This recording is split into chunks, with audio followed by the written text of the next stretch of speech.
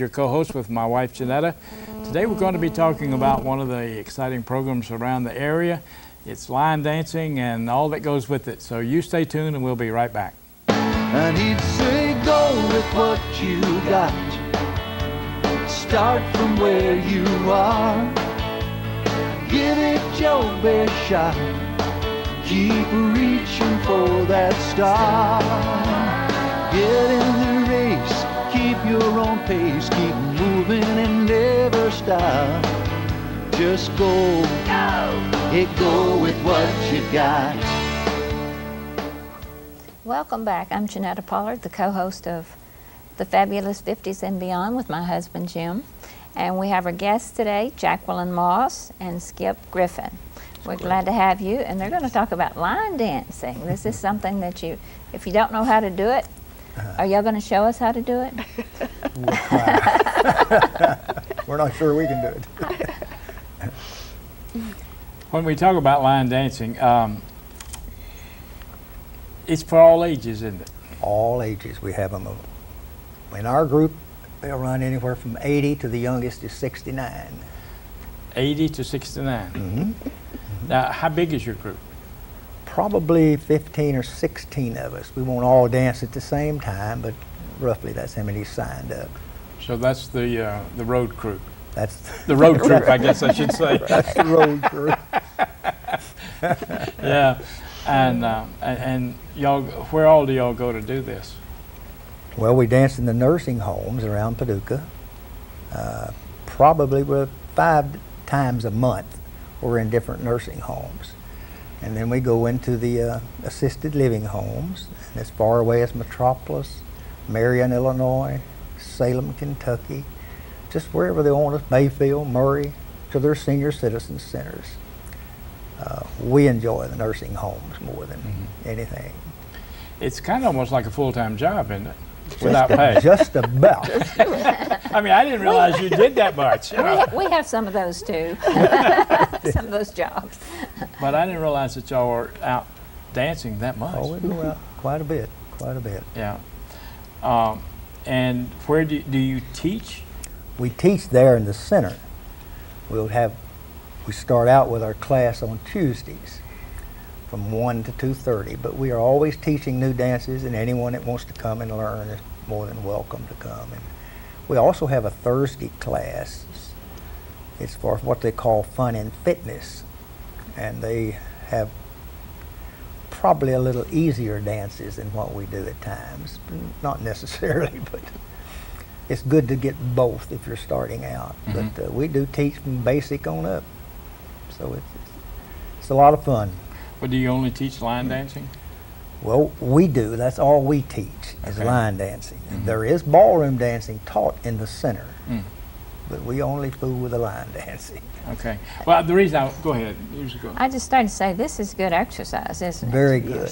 Very good. And it keeps them going, the ones who do it. That's right. That's my wife and I. When I retired, really we got tired of jogging, so we started into line dancing. It's something we could do together, and we enjoyed it, being together with it. So we really had a good time with it. I got tired of jogging before I started. It's boring. There's no music. Couldn't keep the step too well. Right. How many years have you been doing it? I haven't been doing it all that many, really. I retired in 97. I started about 97, somewhere in there, and then. That's 10 years. I've just been dancing around there. I don't know how long I've been teaching it. I don't know. How It's about like forever. How long have you been doing it, Jackie? A little bit longer than that. I started when they had a class out here in the gym. So that was about 1990, 91, somewhere in that time frame. We were talking before we got started about you're actually a retired teacher from here. Yes, 30 and a half years. Yes. And you taught mathematics. Right. For 30 and a half years. Yes, retired in December of 93. That's a long time. Yes, it was. A lot of students. It was, I guess you've gone through a lot of name changes out here with the college, haven't you? Yes, when I started it was Paducah Junior College. Right, That's right. And didn't the location used to be downtown? Yes, my first year was down at the old building on Broadway. Is that the 707. old Catterjohn building? No, 707. It's part of the Methodist Yeah. Church now. Oh, okay, okay. Gym upstairs, the Yes. church, and then the pool. Oh, okay, okay. Well, you know, it's always she's always been interested in line dancing and tried to get me to do it, but I just haven't done it. But It's a lot of It's fun. not that complicated, really. Yeah. But it is good exercise.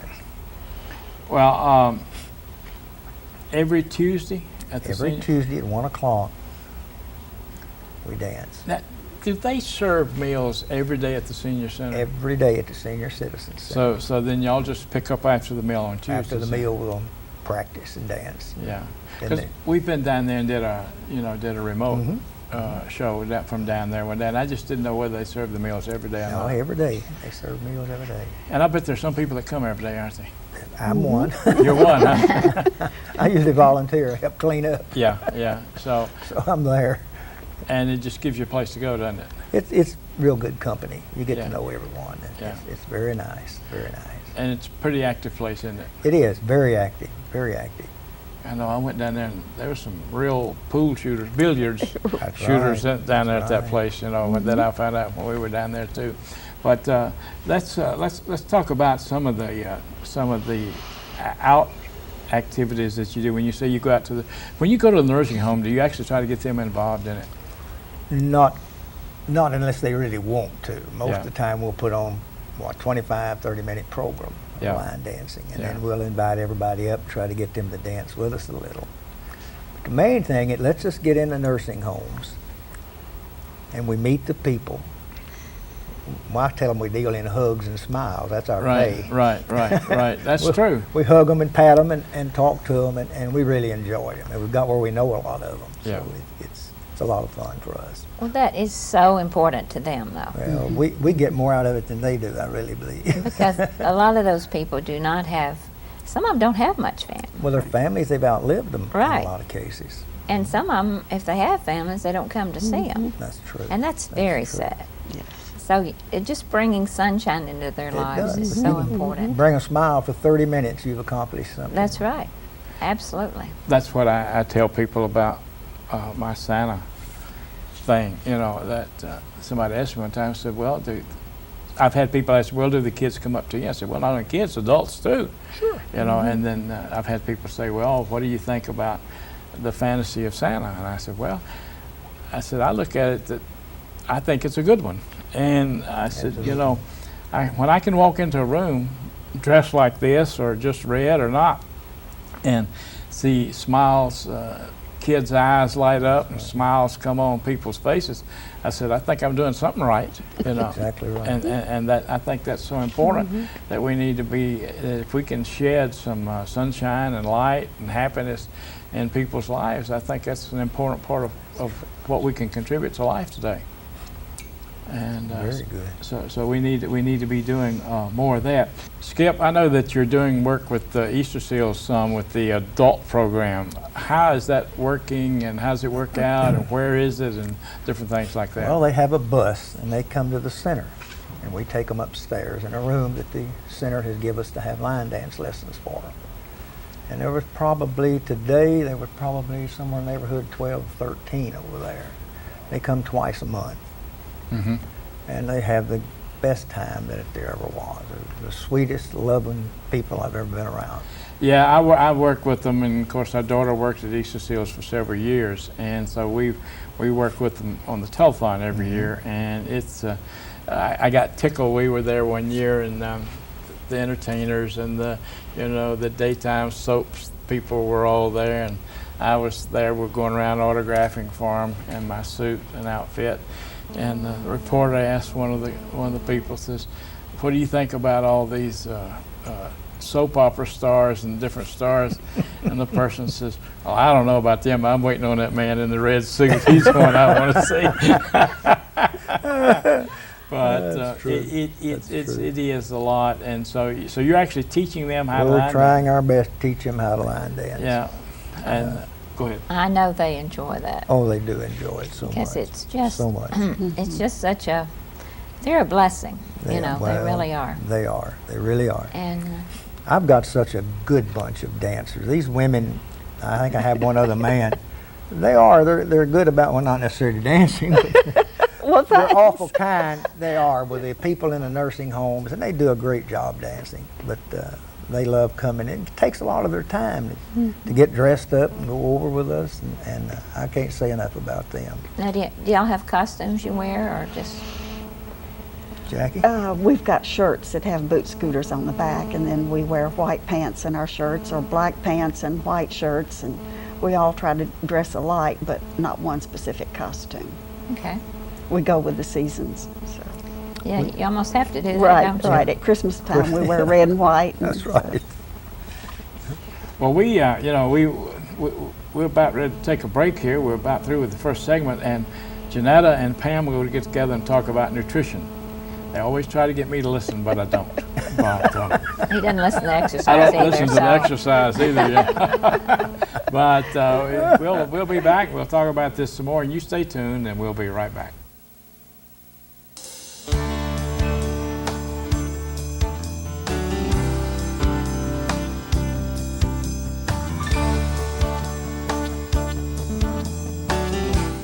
Welcome back, Pam Ward. Today, Pam is a registered dietitian at Western Baptist Hospital, and she comes each week to share with us. So what are we going to be talking about today, Pam? Today I want to talk about malnutrition in senior citizens, signs, what to look for, how to aid in it. I have a lot of folks come in the hospital and they bring in an elderly, and when I say elderly, 75 plus, 70, 75 plus, and they're worried about their nutritional status. And if you were to look at the person, their weight is good, you would never think of them being malnourished, but unfortunately our seniors are quite often malnourished. Because I think it's because a lot of times they're alone. Loneliness is one of the main things. Illness, as we get older, as we've talked about before, we tend to have more problems, and often these problems interfere with their ability to shop or their ability to prepare meals. Medications they're on may affect their taste. All those things can play into it. If they've recently been in the hospital, typically their appetites don't snap right back. Nursing home residents tend to often have a poor PO or poor intake, and again, if we're not there to see it, we don't always notice it. So you have to try to be there at mealtime some, try to eat with them a little bit, and kind of see what's going on. But all sorts of things can cause it. They often have difficulty chewing and swallowing, and if they lose a little bit of weight and they have dentures, then their dentures don't fit, and it aggravates the problem. Believe it or not, we have I won't say a high percentage, but there's certainly a percentage of older folks out there that have alcohol issues. And those definitely interfere with how much they eat. A lot of times they drink from depression, they drink from loneliness, they drink from boredom sometimes. But alcoholism certainly can be a factor. Restricted diets. Often they're on a restricted diet. They may be watching their sodium because they have congestive heart failure. They may be watching their fat because they have heart problems. They may be watching their protein, they have kidney problems. They may be watching their sugar, they're diabetic. And often they're more than one thing. They may be a diabetic with heart problems. They may have diabetes and kidney disease. And their diets are so restrictive that it's really hard for them to get the things they need. Well, and I think it's when you're by yourself, I don't think you really want to cook.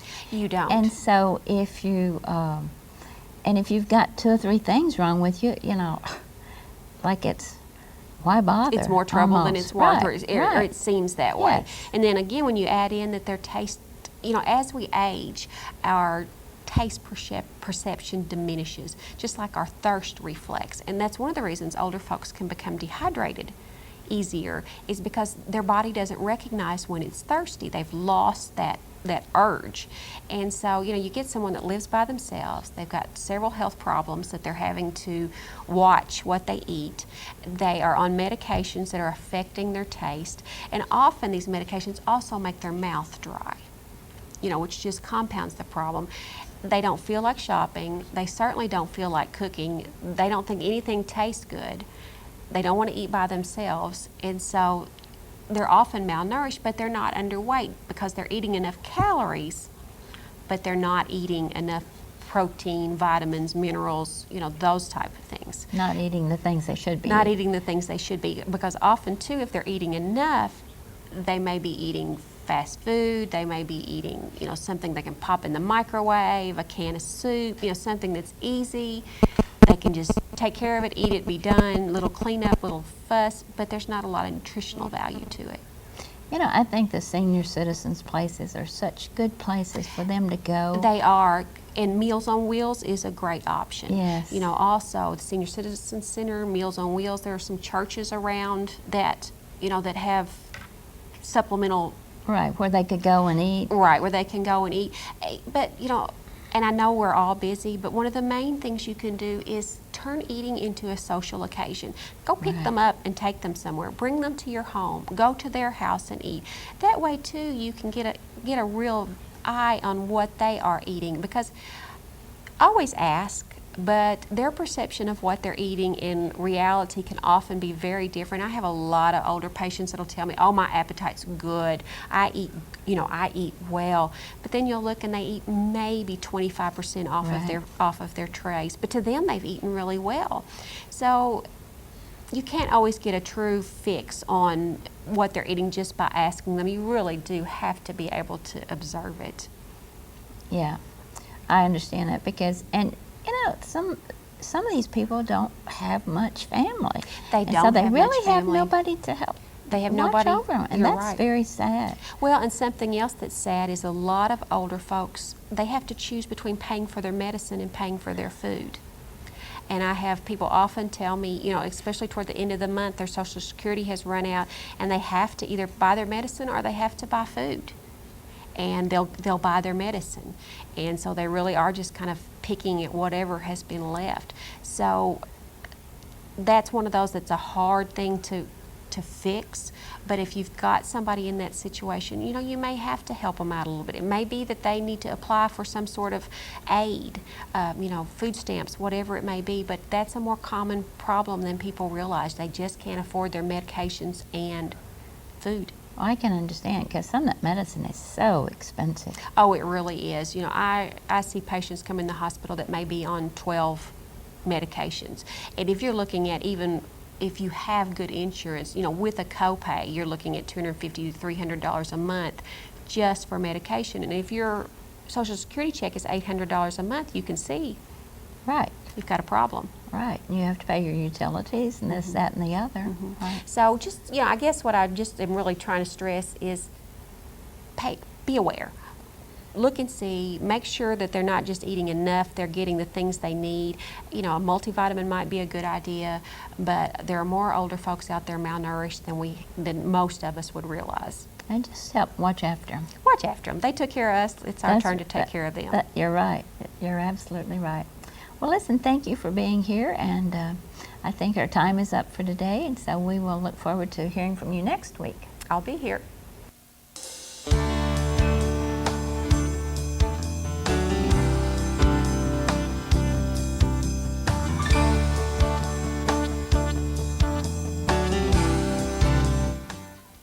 Welcome back. Our guests today are Jacqueline Moss and Skip Griffin.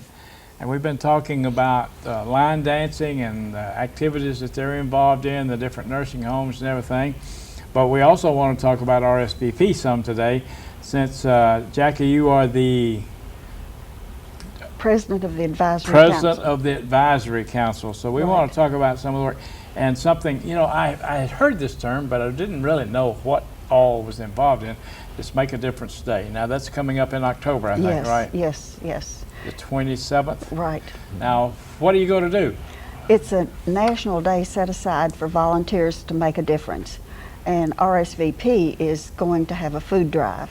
And we're going to put boxes at different locations and collect food for the 3 or 4 days before the 27th, actually. Will you be doing anything else other than that, or Not the on that food drive will particular be day. the big thing? Yeah. But there are things that go on Right. all over the county and Right. country. It is national, isn't It it? is, yes, it is. It's just to go out and help somebody do something. Right. Now, what is RSVP? RSVP is the Retired Senior Volunteer Program. It's a federally funded program, and it's designed to recruit and place volunteers with nonprofit organizations here in McCracken County and the city of Paducah, and we're also associated with Hickman County. And so it's just designed to find these volunteers and then find places for them to work. So they actually work for a nonprofit organization? Yes, yes. I guess the question I want to ask is, do they get paid? No. They no. volunteer. But they are, that's what the V They're is for. keyword. You're right. They're Keyword, volunteers. volunteer. Exactly. They're volunteers. Duh. Big word there, volunteers. Yeah, but you know, and this is one of the things that we've said at our program here is that there are a lot of talent, knowledge, and ability Exactly. in the retired group that's going wasted that could be used, and so this is a good program for them to actually get put to work in. Exactly. Like we have volunteers down at the St. Nicholas Clinic. Now see, those have to be specialized because of their background and training. So it's RSVP's job to place these volunteers where they are best suited. Like you're looking for nurses or someone with Right. medical experience. Exactly, exactly. And there are those, but you said you also have a lot of retired teachers. Exactly, exactly. And there's a program for mentoring in the schools, the elementary schools or the middle schools. So some of the teachers do that. There's the St. Vincent's Budget Store. They put volunteers in the Quilt Museum, in the hospitals, just wherever that it's a nonprofit organization and where they're needed. So just basically any kind of work you can do, they could probably find a place for you. Exactly. I mean, even if it's grunt work. Exactly. That's my work. That's your work. But you know, but I would think there is a great need for specialized type It is. training It too. is. You know, for nurses. And do doctors retire? I guess some of them do. You know. We Do have you had any doctors. Yes, We- yes. We had one doctor at one time. that was actually involved in the program. Businessman, I guess. Where do you put a businessman to work? It's a good question. We've got Teresa Jarrett to do that job for us. Okay. She's the volunteer coordinator for RSVP, and she recruits the volunteers, and then she gets the sites and gets an agreement with them, and then assigns the volunteers at these specific sites. Well, businessmen can do grunt work too, dear. That's Right. true. That's true. If there's nothing That's else for them true. to There's a do, lot but of them that are on our boards and Exactly. subcommittees and committees. Exactly. And things. Yeah. And at the Senior Citizen Center, they could serve there. So. Well, you know, and I guess that's true. There are different places. I was just kind of being funny, but a lot of places where the businessmen could, because a lot of the nonprofits need a good business head to help them Exactly. function, because they're all the time. And that was, speaking of nonprofits, that was another thing that we talked about in the break that I think we need to talk about. I did not realize that y'all have to raise part of your funds. How do you do that? Our most recent fundraiser was in the summer, and we had a dinner and a show, it was called, and we decorated the dining room of the Senior Citizen Center as a nightclub, supper club, and Al Knutson and Victoria Parrish sang the old classics, and we had a jazz combo to play, and there was dancing, and there was dinner served. Very good. It was decorated to give you a good feeling of the past, and it was an extremely profitable fundraiser. And we're going to have a Valentine's party in February, similar to it, and with music and dancing and supper club atmosphere. So you kind of have one or two major fundraisers a year, and then you have any other sideline ones? We used to have one breakfast with Santa. We used to have that, and We've had raffles. raffles, Yeah.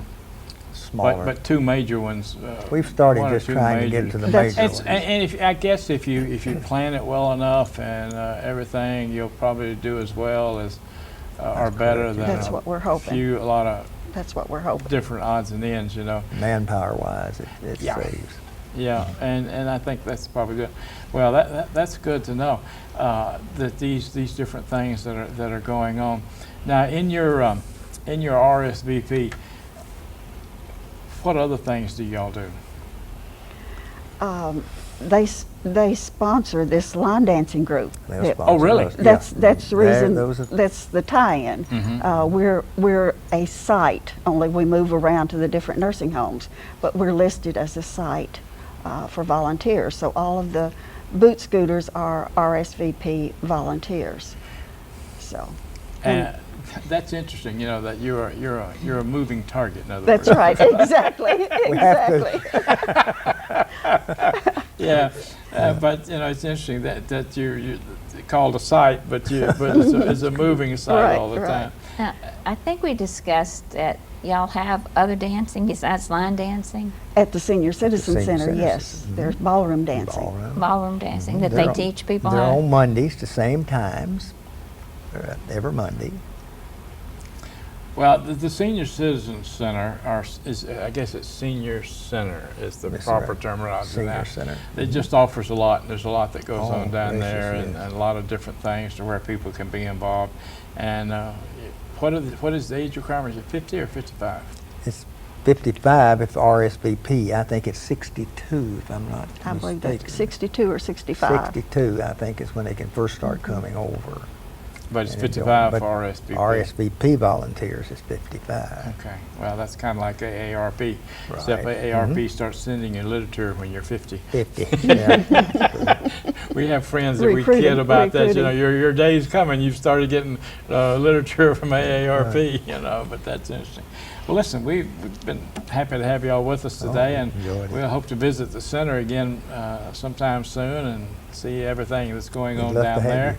And I know y'all do a lot of good work out in the community, and we appreciate that and everything.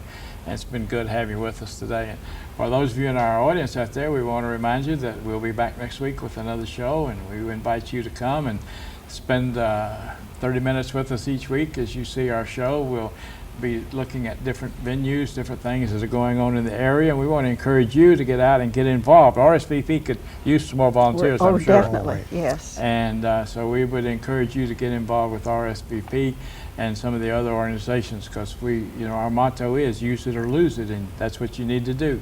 Use it or lose it.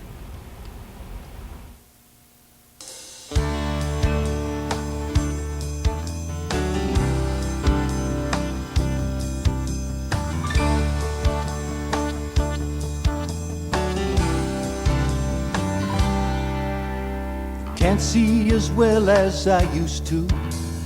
Can't run as far or as fast. Sometimes I think that the old me is becoming exactly that. But when I start thinking of all I don't have, that's when I tell poor me Beethoven was 50 and deaf as a post when he wrote his night.